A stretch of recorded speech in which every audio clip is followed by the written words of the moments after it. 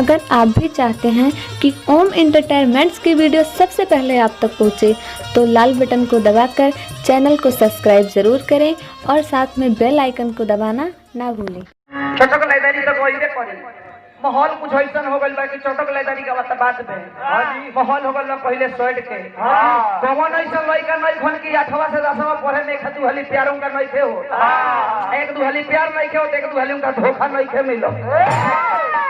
जननी कि ना जननी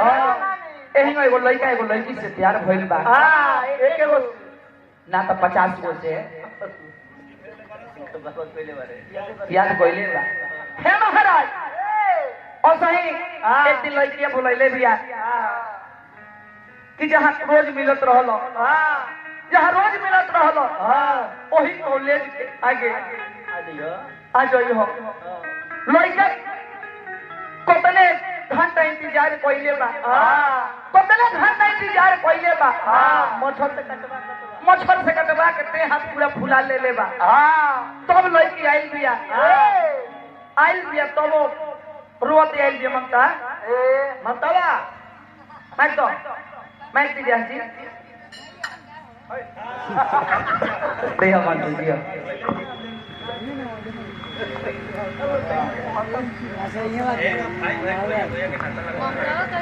ममता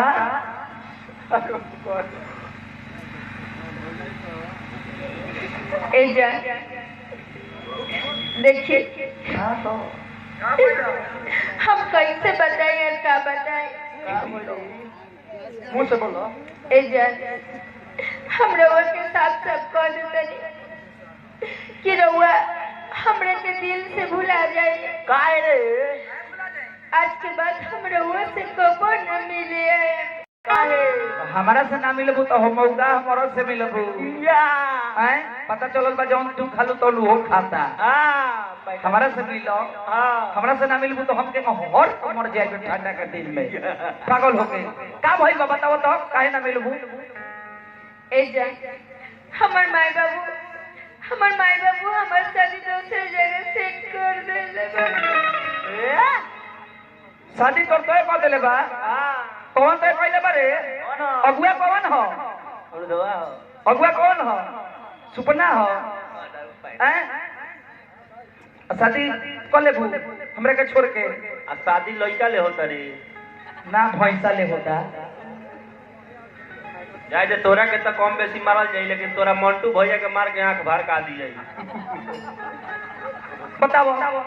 हमरा के छोड़ के तू शादी कर लेबू हाँ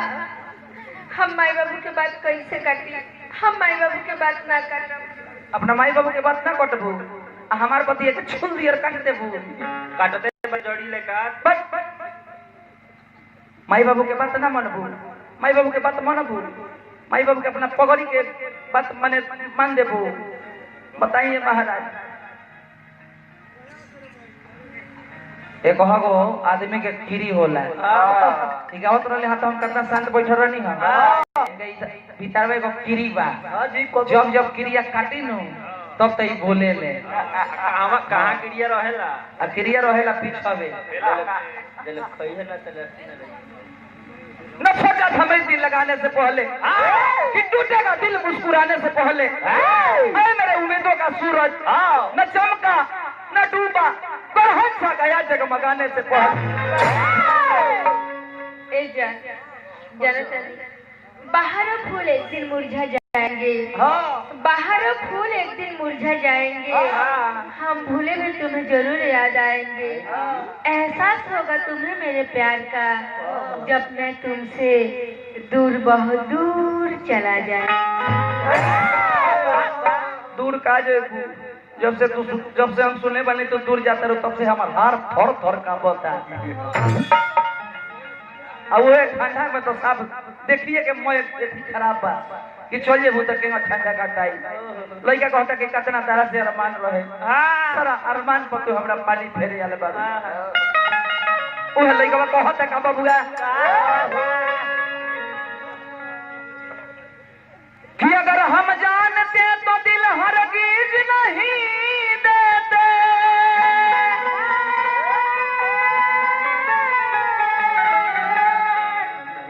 कसम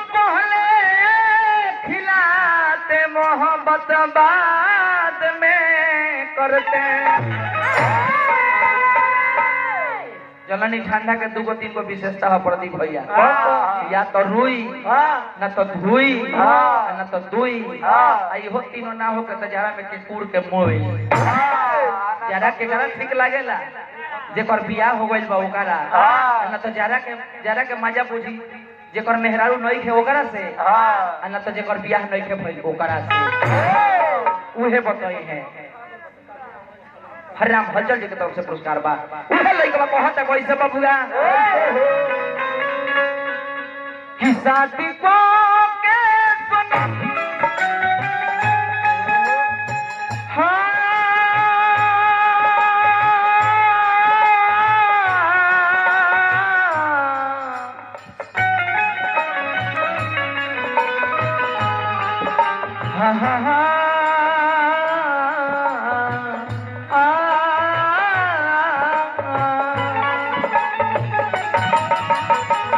हमें जब कोई है तब नया कोई है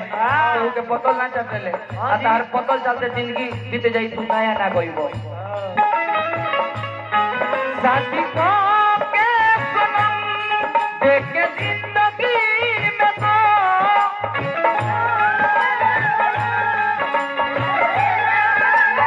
साथी को के सनम देख के जिंदगी में तो आज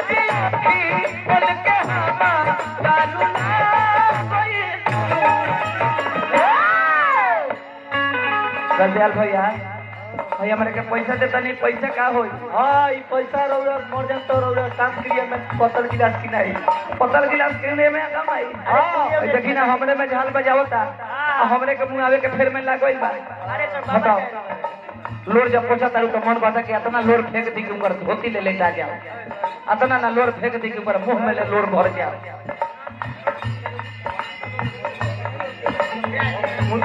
नंद किशोर जी की तरफ से पुरस्कार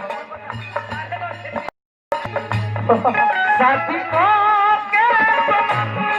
देख के जिंदगी में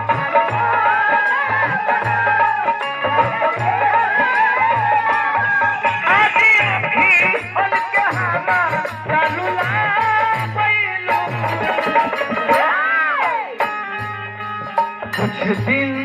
दिल में रह के जानू के भुला